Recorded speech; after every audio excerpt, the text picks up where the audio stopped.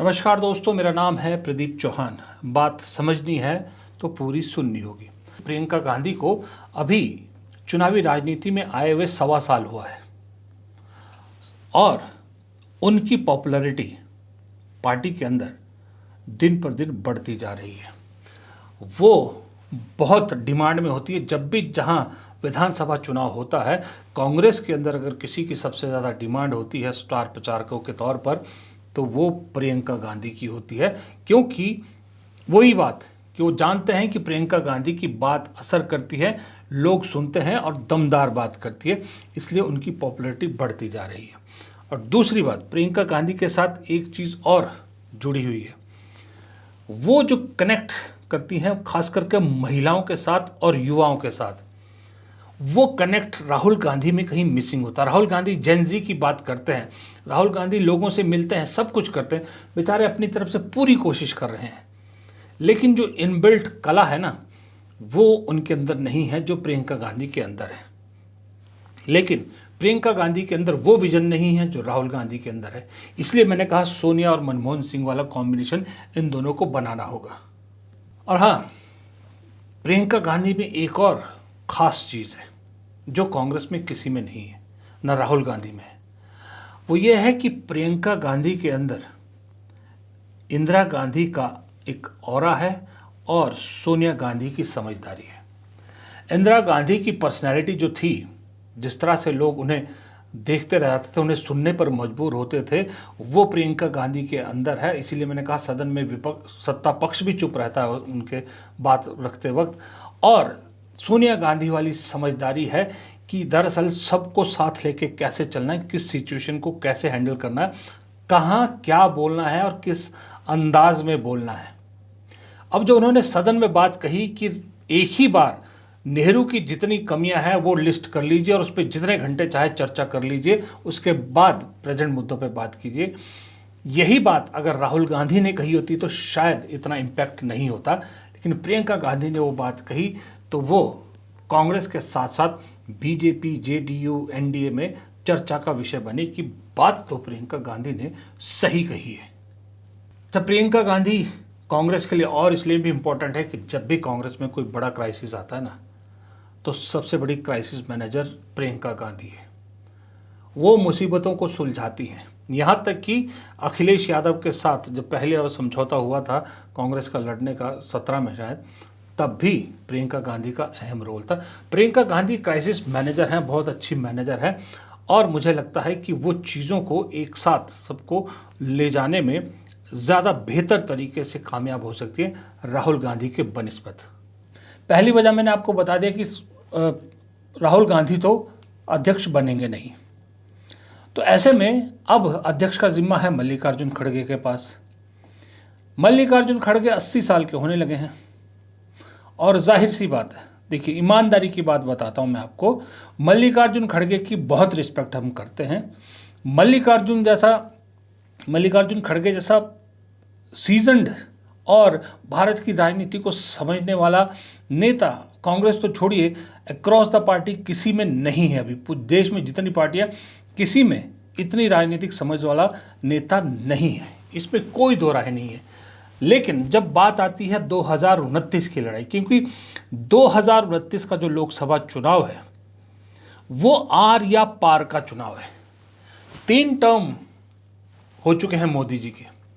अगर 2029 में फिर मोदी जी जीतने में कामयाब हो जाते हैं या बीजेपी कामयाब हो जाती है, तो सही में फिर अगले 2047 तक का सपना आप भूल जाइए, फिर कोई और पार्टी आपको सत्ता में देगी। इनफैक्ट मुझे नहीं लगता कि 29 के बाद कोई सिस्टम बचेगा इस देश में कि किसी और पार्टी के लिए सत्ता में आने का कोई रास्ता बचेगा।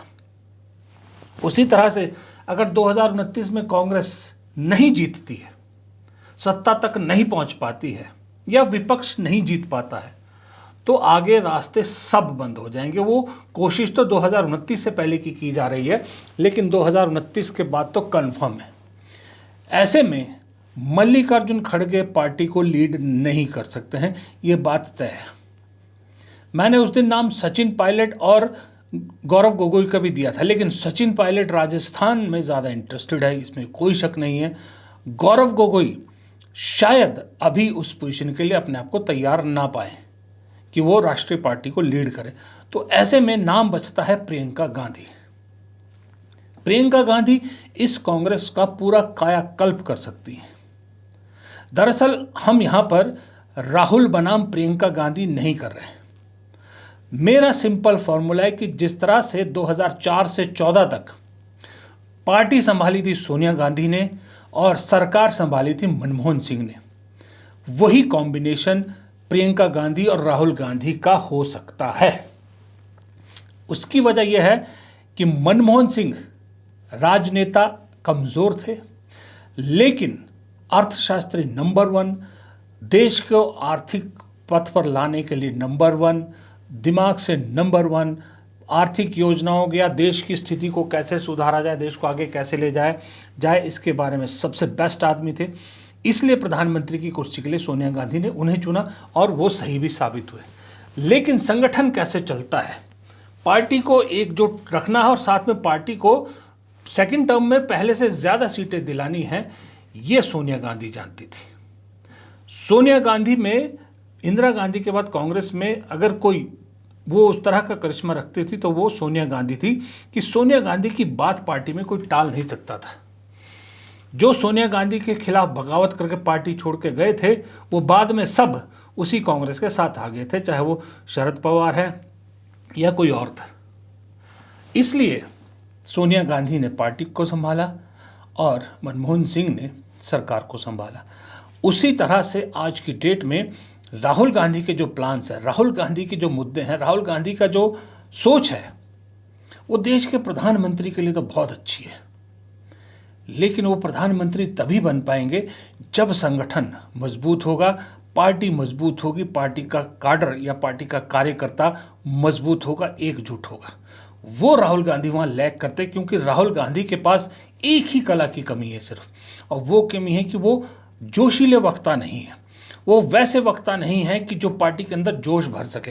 अंग्रेजी में भर सकते हैं, अंग्रेजी में बहुत अच्छा बोलते हैं वो, लेकिन ये हिंदुस्तान है, यहाँ इंग्लिश वाला नेता नहीं चलेगा, यहाँ हिंदी वाला नेता चाहिए होता है। और वो कला आती है मोदी को, और मोदी जी उसी की खा रहे हैं।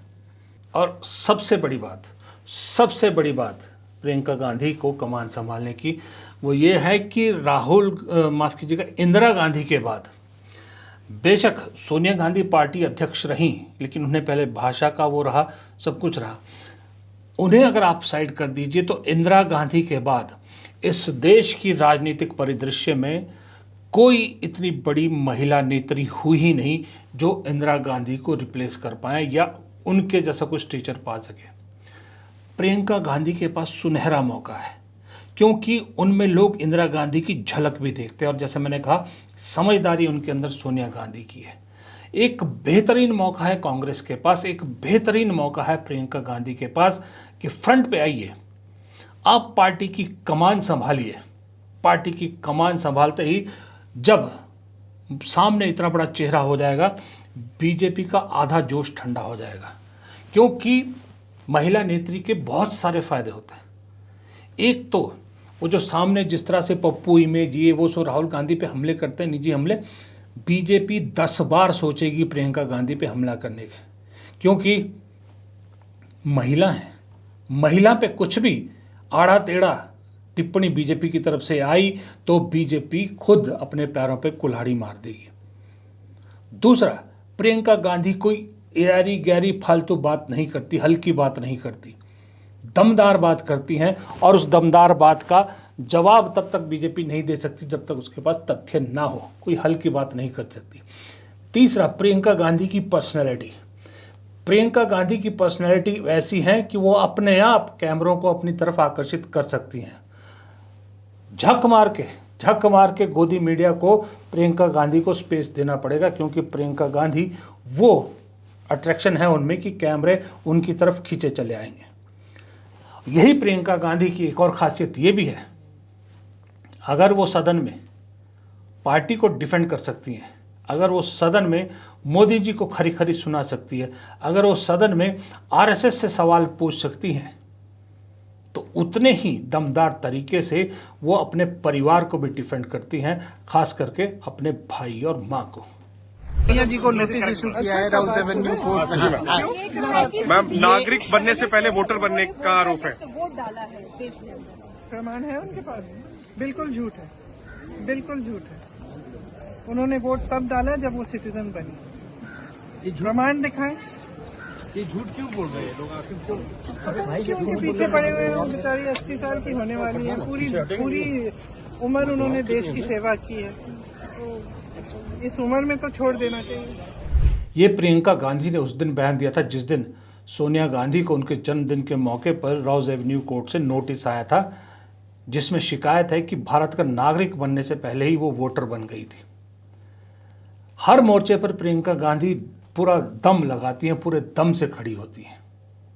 ये प्रियंका गांधी की खासियत है, इसलिए प्रियंका गांधी को अध्यक्ष पद पे देखना चाहते हैं लोग। और दूसरी बात, इन सब को अगर आप छोड़ भी दीजिए, इन सब बातों को छोड़ दीजिए, सबसे अहम बात प्रियंका गांधी के लिए अध्यक्ष पद संभालने की ये है कि अक्सर ये देखा गया है कि राहुल गांधी अकेले पड़ जाते हैं। जब भी सरकार पे प्रहार की बात होती है, राहुल गांधी अक्सर अकेले पड़ जाते दिखते हैं। मल्लिकार्जुन खड़गे ऐसा नहीं है कि जान के नहीं करते, लेकिन उम्र बहुत बार उनके आड़े आ रही है, उम्र बहुत उनके आड़े आ रही है। इसलिए जो सपोर्ट मोदी को अमित शाह से मिलता है, राहुल गांधी को वो सपोर्ट कहीं और से नहीं मिलता। एक बार प्रियंका गांधी अगर अध्यक्ष बन जाती हैं, अध्यक्ष पद पर बैठ जाती हैं, तो वो वजन राहुल गांधी के पीछे खड़ा हो जाता है।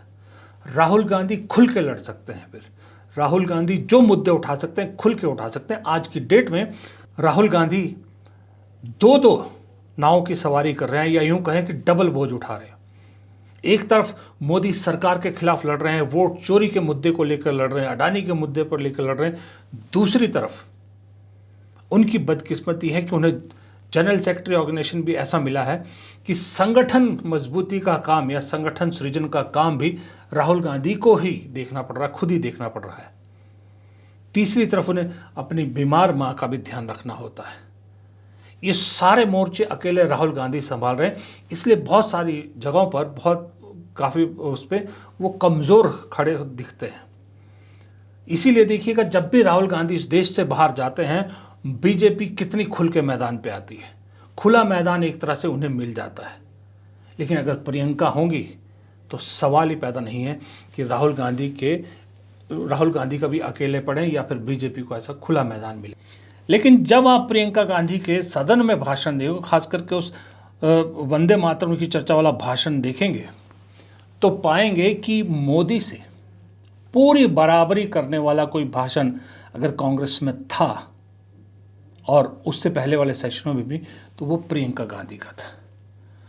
प्रियंका गांधी के भाषणों में वो तलवार होती है, वो तेज़ी होती है, वो तीखापन होता है जो न सिर्फ अपने पार्टी के नेताओं में, पार्टी के कार्यकर्ताओं में जोश भरता है, बल्कि सामने बैठी बीजेपी को भी सुनने पर मजबूर करता है। वो भी प्रियंका गांधी की खरी होने के बावजूद उन चुप बैठते हैं।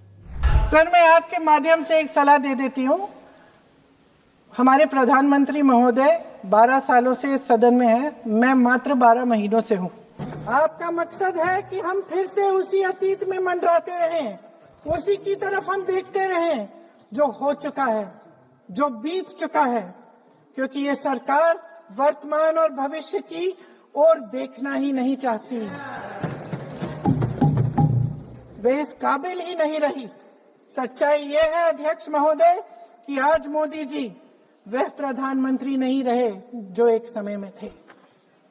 सच ये है कि ये दिखने लगा है, उनका आत्मविश्वास घटने लगा है, उनकी नीतियां देश को कमजोर कर रही हैं, और मेरे सत्ता पक्ष के साथी चुप इसलिए हैं क्योंकि अंदर अंदर से वे भी इस बात से सहमत हैं। ये प्रियंका गांधी ही हैं जो एक लाइन में कहती हैं कि मोदी जी को 12 साल हो गए इस सदन में और मुझे तो सिर्फ 12 महीने हुए हैं, और वहीं दूसरी लाइन में कहती हैं कि मोदी जी में अब वो दम नहीं रहा, और उनकी पार्टी वाले भी ये बात समझते हैं। प्रियंका गांधी के भाषण में इतना वो होता है तीखापन या इतना दम होता है कि सामने बैठे सत्ता पक्ष के लोग भी चुपचाप सुनते हैं।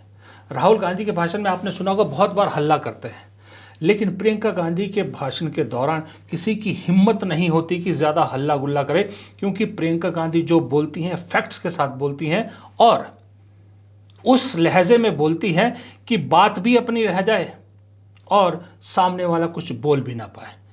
ये कला है प्रियंका गांधी के अंदर। और प्रियंका गांधी का वो भाषण सदन का उस दिन का कांग्रेसियों में बहुत चर्चा का विषय बना हुआ है। तो ये कुछ वजह हैं जिसकी वजह से लोगों को लगता है कि प्रियंका गांधी के लिए मौका भी है, दस्तूर भी है, और सबसे बड़ी बात इस पार्टी की, इस देश को ज़रूरत है और दोनों को प्रियंका गांधी की ज़रूरत है। फिलहाल इस वीडियो में इतना ही। अगर आपको वीडियो पसंद आया तो लाइक ज़रूर कीजिएगा, अगर आप मेरी बात से सहमत हैं तो शेयर कीजिएगा और कमेंट बॉक्स में अपनी राय देना मत भूलिएगा।